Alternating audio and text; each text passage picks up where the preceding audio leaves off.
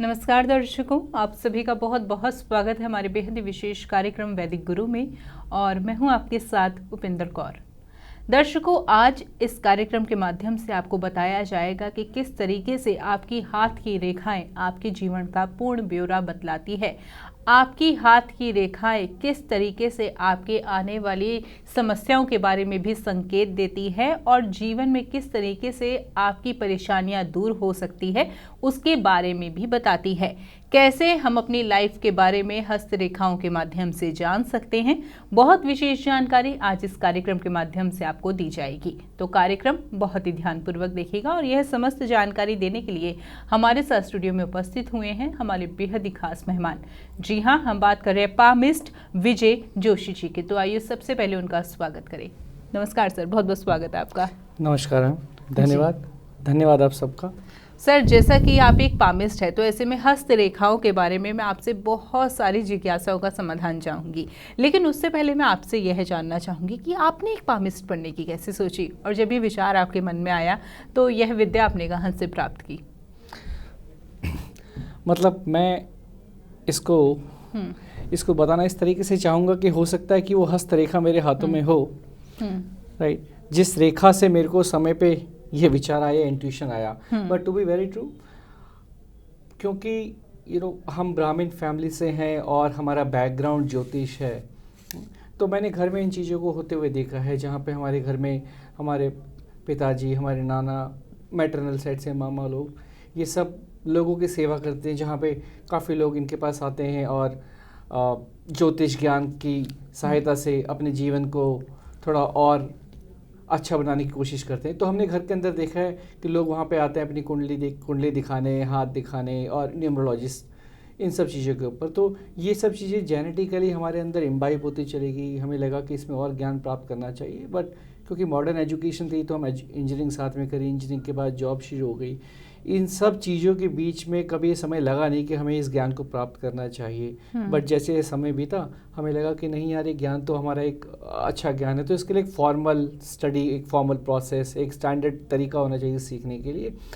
और जब हमने काफ़ी रिसर्च की तो all India institute of occult science एक नंबर 1 इंस्टीट्यूट है, जिसके माध्यम से मैंने पामिस्ट्री कोर्स वहाँ से सीखा।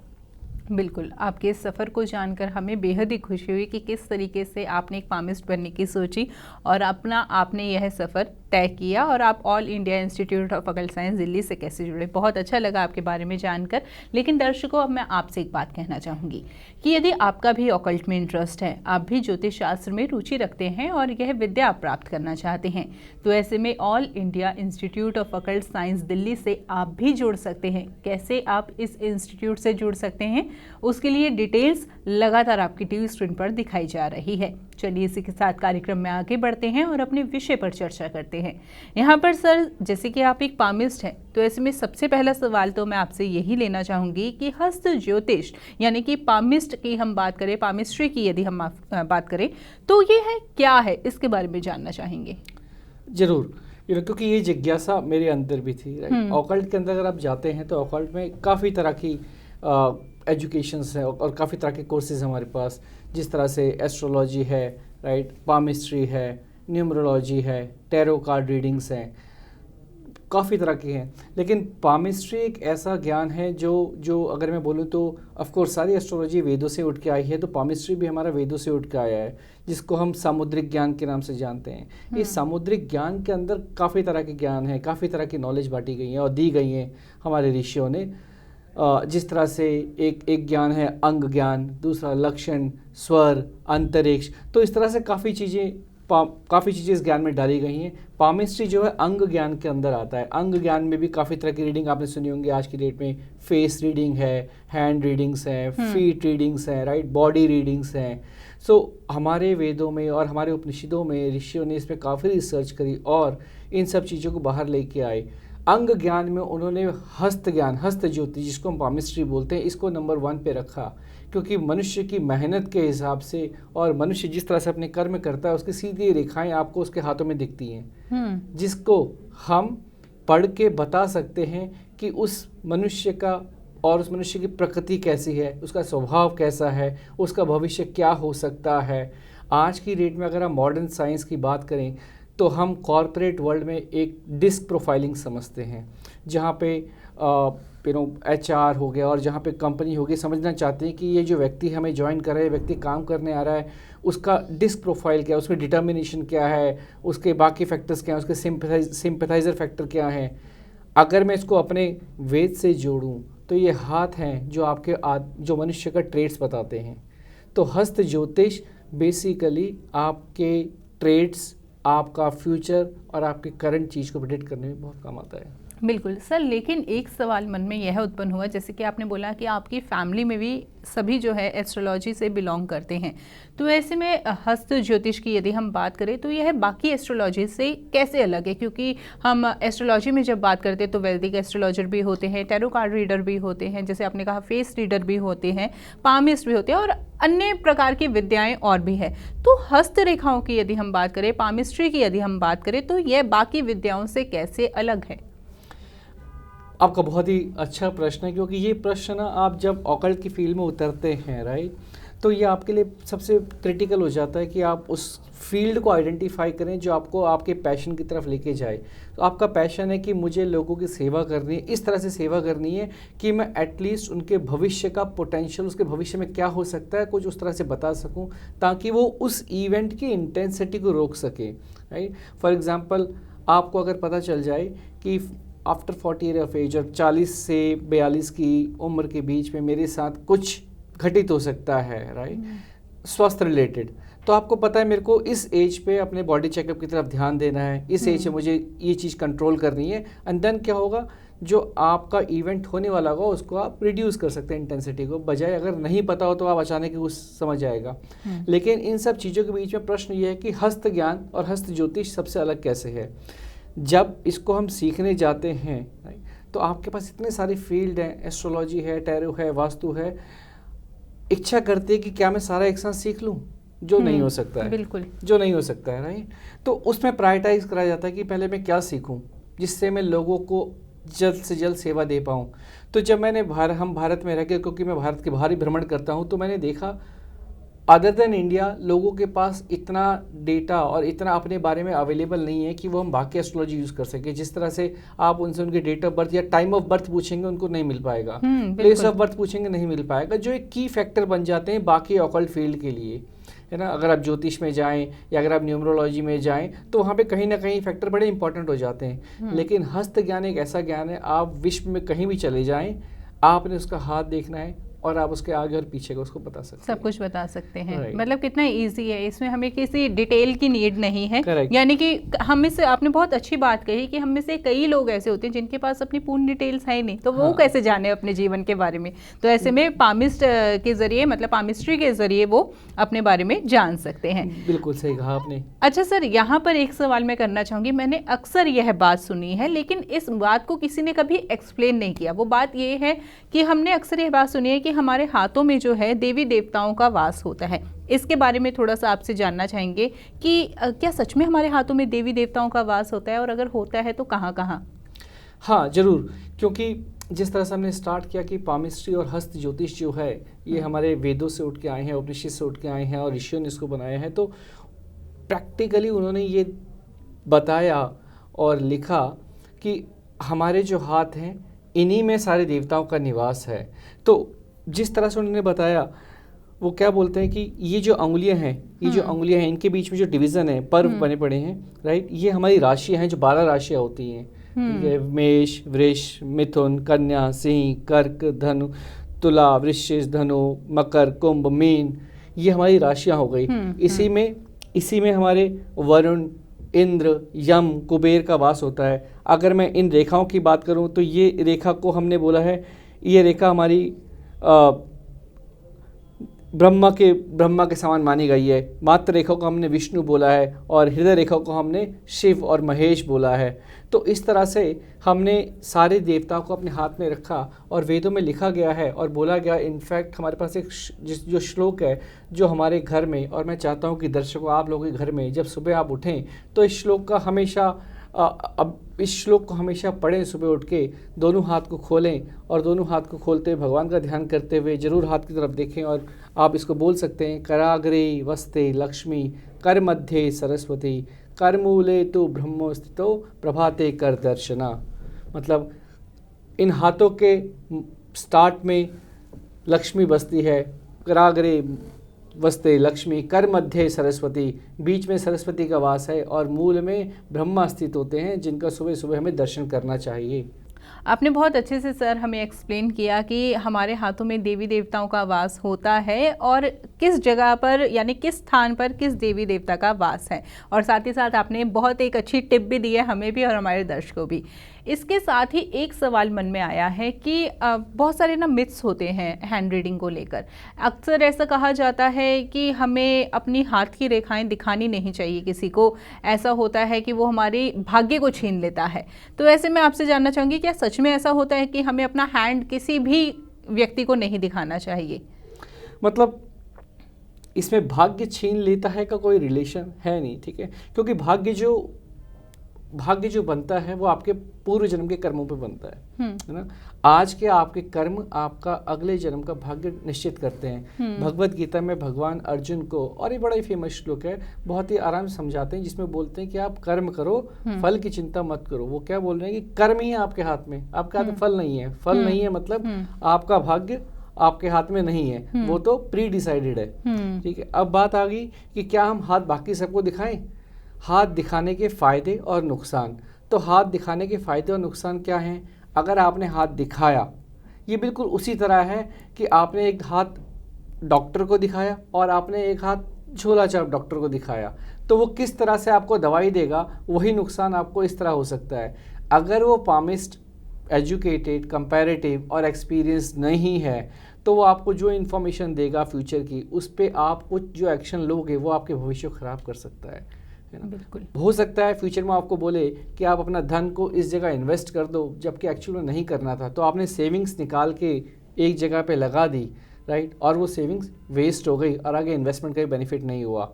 तो आपको हाथ, हर किसी को नहीं, आपको हाथ एक एक्सपीरियंस, एक पढ़े लिखे ज्योतिष को दिखाना चाहिए, वो आपकी जरूर मदद करते हैं। इस मिथ को भी आपने बहुत अच्छे से हमारे क्लियर कर दिया और हमारे दर्शकों के लिए भी क्लियर किया।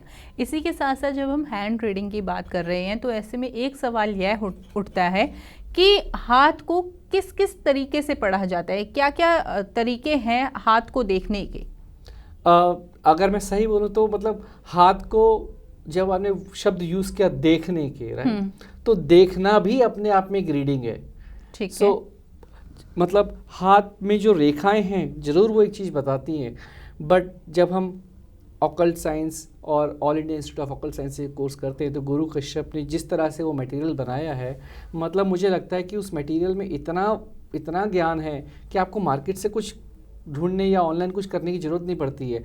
तो उस ज्ञान के माध्यम से हमें क्या समझ आता है कि हाथ को सिर्फ आप दर्शन करने से, स्पर्श करने से और उनकी रेखाएं देखने से, ये 3 विधि हैं जिसके माध्यम से हम बता सकते हैं आपके जीवन में क्या होने वाला है ना। यहाँ पर सर मैं आपसे जानना चाहूँगी, आपने बोला दर्शन करने से, स्पर्श करने से और रेखाओं को पढ़ने से। तो ये दर्शन और स्पर्श का थोड़ा सा मैं जानना चाहूँगी, एक्सप्लेनेशन इसके जानना चाहूँगी कि कैसे। हस्त ज्ञानम त्रिधा प्रोक्तम पुरातन महर्षि। तो इसमें क्या बोला गया कि पुरातन में जो महर्षियों ने बताया था कि दर्शन, स्पर्श और हाथों की रेखाओं पढ़ने से आप मनुष्य के जीवन के आगे पीछे और भविष्य के बारे में बता सकते हैं। जब हम बात करते हैं दर्शन का और स्पर्श का, इन दोनों में अंतर क्या है? अगर आप देखिए, आप अगर एक पामिस्ट है ना, और आपको ये नॉलेज है और आप किसी का भला करना चाहते हैं, राइट, तो आपको अगर दिख रहा है तो आप बता सकते हैं। अदरवाइज आपको मतलब ज़रूरी नहीं कि आपको हर एक को सलाह ही देनी है। लेकिन अगर मेरी बात करें तो हमें बहुत आराम से समझ आता है कि आप जब मनुष्य का हाथ देखते हैं तो उसके हाथ को देखने से आपको समझ आता है, अरे इसका रंग अगर नीला है ना, तो नीला रंग किसका था? भगवान शिव का था। क्यों हुआ था? क्योंकि उन्होंने विष पिया था। तो नीला रंग है, मतलब मनुष्य जो है वो व्यसन करता है। जब व्यसन करता है तो गलत खर्चे करता होगा, गलत चीज़ों में पड़ जाता होगा, गलत संगत में पड़ता होगा। अगर हाथ लाल है, लाल कहाँ पे होता है? लाल होता है मंगल ग्रह का, मार्स प्लैनेट का। लाल रंग किससे आता है? लाल रंग आता है जब आप काफ़ी उत्तेजित हो जाते हैं। तो क्या दिखाएगा? ये मनुष्य बहुत ही उत्तेजित है, ये मनुष्य गुस्सा जल्दी आता है, ये मनुष्य का टेम्पर कम है। ठीक है, अगर आपका हाथ पीला पड़ा हुआ है तो आप बता सकते हैं इसको जॉन्डिस है, ये मनुष्य कमज़ोर है। अगर हाथ काला है तो आप बता सकते हैं उसमें कफ है, उसको अब कफ रोग है तो चिड़चिड़ा होगा, वो जल्दी चिड़चिड़ा जाएगा। लेकिन अगर हाथ आपका गुलाबी और लाल रंग का है तो आप बोल सकते हैं कि ये मनुष्य बैलेंस डाइट में है, अच्छा सोचता है, अच्छा करता है। तो ये आप दर्शन मात्र से बता सकते हैं। आपने दर्शन में भी हाथ का रंग देखा है, इसी तरह से दर्शन में आप हाथ का साइज देखते हैं कि ये पतला है, चौड़ा है, समचौरस है, बहुत चौड़ा है। उसी तरह से आप बता सकते हैं हाथों को दर्शन करके ही। ठीक है, अगर मैं बात करूँ स्पर्श की, तो जब किसी से आप हैंड शेक करते हैं तो आप बता सकते हैं हैंड शेक करते कि अगर इस आदमी का हाथ नर्म है और अत्यंत नर्म है। अत्यंत नर्म किस चीज़ किस मनुष्य का हाथ होता है? अत्यंत नर्म होता है एक बच्चे का हाथ होता है, बहुत ही नर्म होता है, राइट।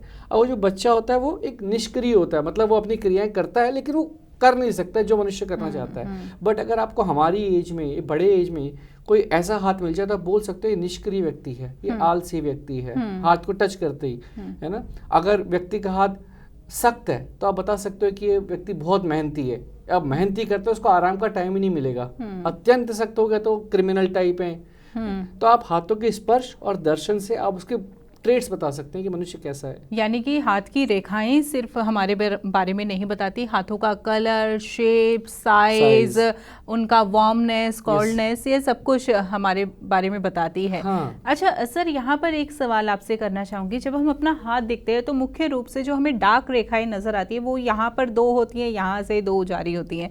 तो क्या इन्हीं रेखाओं के माध्यम से हमें सब कुछ बताया जाता है, हमारे जीवन का ब्यौरा दिया जाता है, या फिर और रेखाएं भी देखी जाती है जो हमें नजर नहीं आती?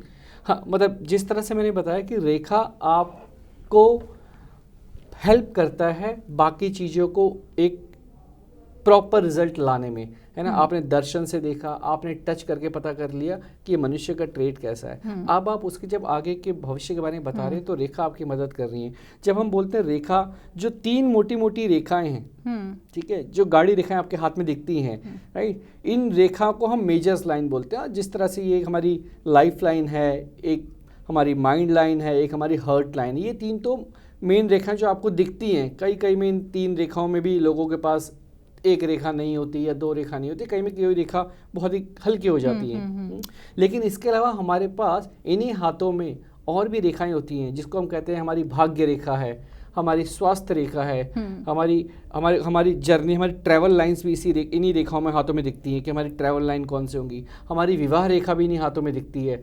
तो ये रेखाएं जो होती हैं आपके जीवन का, जिस तरह से मैं कह रहा हूँ, आगे पीछे, शादी, ऊपर नीचे, सब बता सकती हैं। चलिए, बहुत अच्छे से आपने बताया। और इसी बीच आपने बोला भाग्य रेखा। भाग्य रेखा से एक बात मन में आई, हर कोई चाहता है कि हम ना भाग्यवान हो, और अक्सर ये बात ना कही जाती है, अरे आप तो बड़ी भाग्यवान है, अरे आप तो बड़े भाग्यवान हैं। तो ऐसे में सर जानना चाहूँगी, जैसे अपने हाथों के बारे में बताया कि इस हाथ का कलर ऐसा होता है, व्यक्ति का स्वभाव, या ऐसी शेप व्यक्ति का स्वभाव ऐसा रखती है, तो एक भाग्यवान व्यक्ति का हाथ कैसा होता है? जरूर, मतलब देखिए, हर व्यक्ति अपना भाग्य लेके आता है ना। तो अब अगर किसी का, हमें इसको समझना पड़ेगा थ्योरी ऑफ रिलेटिविटी से, है ना। कोई एक रेखा को अगर छोटा करना है बिना काटे तो आपको उसके आगे एक बड़ी रेखा बनानी पड़ेगी, तभी वो रेखा छोटी हो सकती है बिना काटे, है ना। अब अगर मुझे समझना है भाग्यवान हूं तो आपको अपनी सराउंडिंग समझनी पड़ेगी, राइट।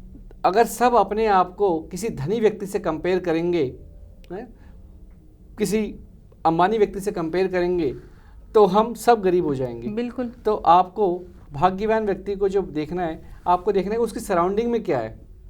तो उसकी सराउंडिंग में कैसा, भाग्यवान व्यक्ति का हाथ हमेशा कैसे होगा, उसका हाथ नर्म, गुलाबी, लाल रंग का, उसकी हथेली समचौरस होगी, ना ज़्यादा चौड़ी होगी, ना ज़्यादा संकड़ी होगी। इस तरह का हाथ उस व्यक्ति का होगा। उसकी रेखाएं ना अत्यंत गाढ़ी होंगी, ना अत्यंत लाइट होंगी। इस तरह का हाथ एक भाग्यवान व्यक्ति का हाथ आपको मिलेगा। उसकी उंगलियां लंबी होंगी, ठीक, उसका अंगूठा फ्लेक्सिबल होगा, ये हाथ हमें भाग्यवान व्यक्ति का हाथ मिलता है। चलिए, बहुत अच्छे से आपने हमें बताया कि भाग्यवान व्यक्ति का हाथ कैसा होता है। इसी के साथ साथ एक सवाल मन में और आया, क्या फ्लेक्सिबिलिटी भी हाथ की हमारे बारे में बताती है कि हमारी फिंगर्स कितनी मुड़ रही है या फिर हमारा अंगूठा कितना मुड़ रहा है, ये सब कुछ भी क्या बताते हैं हमारी लाइफ के बारे में? हाँ ज़रूर, मतलब अगर अपने हाथ को आप खोल के देखेंगे तो इन गैप्स के, मतलब अगर आप ये देखें, जिसका अगर फॉर एग्जांपल मैं आपको बताना चाहता हूँ कि फ्लेक्सिबिलिटी, इनके गैप्स, अगर कोई आदमी, अगर हम हाथ ऐसे रखेंगे राइट, तो ये क्या दिखाता है कि मेरी फिंगर अगर ऐसे मुड़ रही है, कर्व ऐसे बन रहा है, तो मैं एक्सट्रोवर्ट होती हूँ राइट। अगर मैं हाथ मेरा ऐसे बनता है तो मैं इंट्रोवर्ट रहती हूँ। इन फिंगरों को अगर आप खोल देंगे तो ये दिखाएगा कि एक जो कॉमन गैप है, इन दोनों के बीच में कॉमन गैप है 60 डिग्री से अगर कम है तो आप इंट्रोवर्ट हैं, बिटवीन 60 टू 80 डिग्री अगर गैप आता है तो आप एक्सट्रोवर्ट हैं, और 80 से ऊपर 90 से तो एक्सट्रोवर्ट प्लस एक्स्ट्रावेगेंट दोनों हो जाते हैं। सिमिलरली ये गैप्स आपको लीडरशिप दिखाएगा, ये गैप आपको दिखाएगा कि आप कितना लोगों की सेवा में जाते हैं, ये गैप आपके लगे नेक्स्ट लेवल चीज़ बताएगा। तो आपके फिंगर्स का गैप, आपके फिंगर्स का साइज, ये सब आपको बताता है बिल्कुल। यानी कि फ्लेक्सिबिलिटी भी जो है हमारे बारे में बहुत कुछ बताती है, यानी कि हाथों की फ्लेक्सिबिलिटी। करेक्ट। चलिए, बहुत अच्छे से आपने सर एक्सप्लेन किया। इसी के साथ साथ मैं आपसे यह जानना चाहूँगी कि आजकल की डेट में ना स्वास्थ्य हमारा एक मेजर पॉइंट रहता है। हम सभी चाहते हैं कि हमारा स्वास्थ्य अच्छा रहे, लेकिन आजकल के समय में स्वास्थ्य अच्छा रहना ही सबसे मुश्किल है। तो ऐसे में क्या हम अपने हाथ की रेखाओं के माध्यम से अपने स्वास्थ्य के बारे में जान सकते हैं, और अगर जान सकते हैं तो वो कौन सी रेखा है? हाँ, बहुत सही प्रश्न आपका, क्योंकि जिस तरह से मैंने शुरू में बताया था, एक पामिस्ट जो होता है वो एक्चुअल साइंटिफिकली नहीं बट पामिस्ट लेवल का वो एक डॉक्टर का रोल प्ले करता है राइट। वैसे से डॉक्टर का रोल प्ले करता है, जिस तरह से आप हाथों के दर्शन करके बता सकते हैं इस आदमी की पर्सनल, इस आदमी का ट्रेड्स कैसे हैं, है ना, इस आदमी का स्वभाव कैसा है। जिस तरह से मैंने बोला अगर नीले रंग का है तो व्यसन वाले स्वभाव इसके पास हैं, वो हाथों का रंग उसको बता रहा है।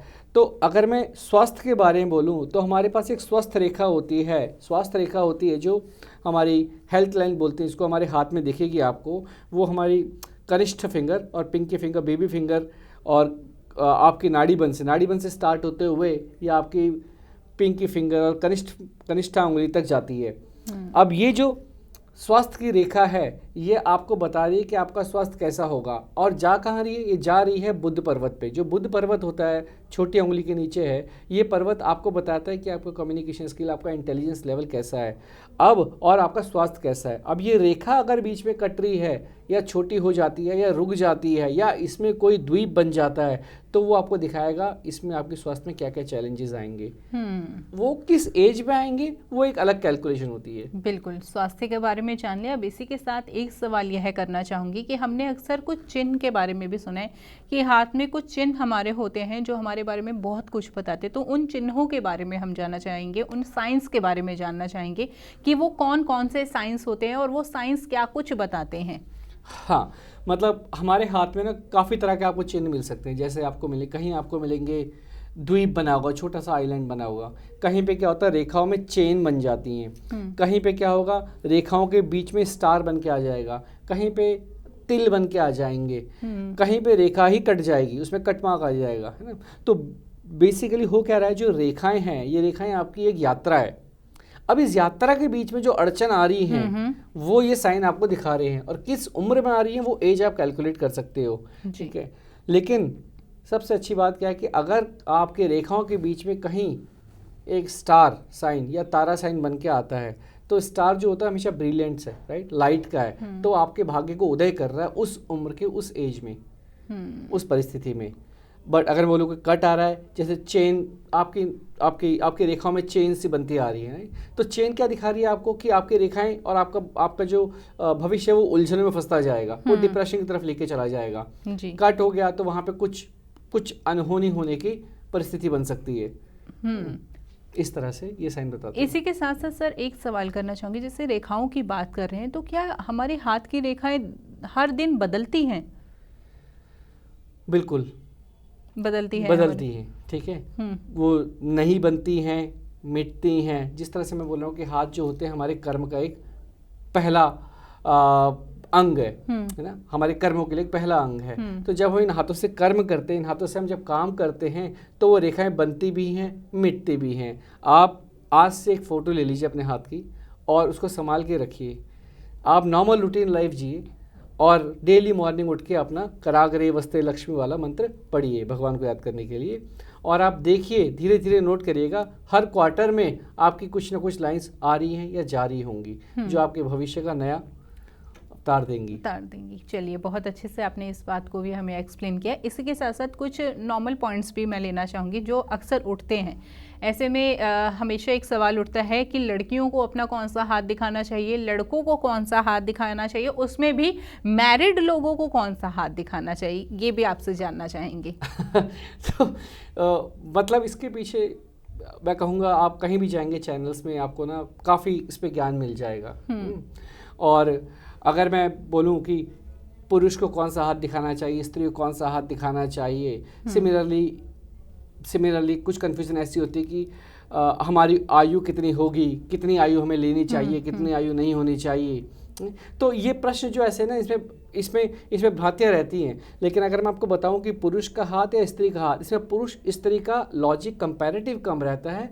ये हमारा एक कल्चर माइंडसेट है जिसकी वजह से हम डिसाइड कर पा रहे हैं। लेकिन अदरवाइज मैं बोलूँ किस हाथ को लेना चाहिए, जिस हाथ से आप मेजरली काम करते हैं वो हाथ आपका डिसाइडिंग फैक्टर होता है। यानी कि इसमें हम ये देख सकते हैं कि जो राइट हैंड है वो राइट हैंड अपना दिखाएं और जो लेफ्ट हैंडी है वो अपना लेफ्ट हैंड दिखाएं। तो इसको आप ऐसे लीजिए कि अगर एक काम करने वाली महिला है ना, तो वो यूजुअली राइट हैंड यूज कर रही हैं, पुरुष भी राइट हैंड यूज कर रहा है, तो हम उनका राइट हैंड में चले जाते हैं। बट जनरली हम क्या बोलते हैं कि अगर स्त्री ऑफिस में नहीं है या फिर मतलब घर को संभाल रही है तो हम उसका लेफ्ट हैंड है। बट अगर आइडियली बोलूं तो दोनों हाथ की अपनी एक इम्पोर्टेंस है, यानी कि हमें दोनों ही हाथ दिखाने चाहिए। हाँ, आप जब भी कोई मेजर डिसीजन लेना आप एक हाथ पे नहीं ले सकते हैं। किसी की लाइफ की आप बता रहे हैं कि आपको प्रॉब्लम आ सकती है, आपको दोनों हाथ देख के जज करना तब बताना है। अब देखिए ना, रेखाएं तो दोनों हाथ में होती है ना, ठीक, तो इस कुछ तो कारण होगा। हाँ, है ना। लेकिन जो हाथ आपका प्रोमिनेंट हैंड है, जो आप जिस हाथ से आप मेजर काम करते हैं, उस हाथ को आप रीडिंग के लिए लीजिए। सिमिलरली यही प्रश्न आता है कि मैं किस उम्र को लूं, किस उम्र पर मैं रेखाओं को बताऊं। हाँ। तो और कितनी उम्र होगी मेरी, क्योंकि ये प्रश्न भी बिल्कुल ऐसी कंफ्यूजिंग प्रश्न होते हैं। हाँ। तो इसके लिए आपको मैंने जैसे बोल रहा हूँ कि हमेशा सराउंडिंग फैक्टर बड़े मैटर कर जाते हैं, राइट। फॉर एग्जाम्पल, आप अगर एक यूरोपियन कंट्री में रह रहे हैं और आप जापानीज कंट्री में रह रहे हैं, तो जापानीज कंट्री की मिनिमम एज जो है 100 ईयर्स के आसपास या 120 ईयर्स तक पहुंच जाती है और 90 अबव जाती है। अगर आप भारत के पहाड़ों में जाएंगे तो वहाँ 90 ईयर्स और 80 ईयर्स तक आदमी नॉर्मल रहते हैं। लेकिन अगर आप दिल्ली में आ जाएंगे तो अभी तक तो 80 था, अब पॉल्यूशन से और कम होती जाएगी, 60 मुश्किल हो गया। हाँ, तो आपकी हाथों की रेखाएं जब आप काउंट कर रहे हैं तो आप उसी हिसाब से काउंट करेंगे कि ये व्यक्ति कहाँ रहने वाला है। राइट। चलिए, बहुत ही विशेष जानकारी आज इस कार्यक्रम के माध्यम से आपने हमसे साझा की। अंत में दर्शकों मैं आपसे यही बात कहना चाहूँगी कि यदि आपका भी ऑकल्ट के प्रति इंटरेस्ट है, आप यह विद्या प्राप्त करना चाहते हैं, तो all India institute of occult science Delhi से आप भी जुड़ सकते हैं। जुड़ने के लिए डिटेल्स लगातार आपकी टीवी स्क्रीन पर दिखाई जा रही है। इसी के साथ वक्त इशारा कर रहा है हमें कार्यक्रम को यहीं पर विराम देने के लिए। सर, आप जुड़े, कीमती जानकारी दी, बहुत बहुत धन्यवाद। नमस्कार दर्शकों। आप हमारे संतवाणी चैनल को सब्सक्राइब करें, वीडियो को लाइक करें, शेयर करें और हाँ, बेल आइकन पर क्लिक करना बिल्कुल ना भूलें ताकि हमारी किसी भी वीडियो की सूचना सबसे पहले आपको मिले।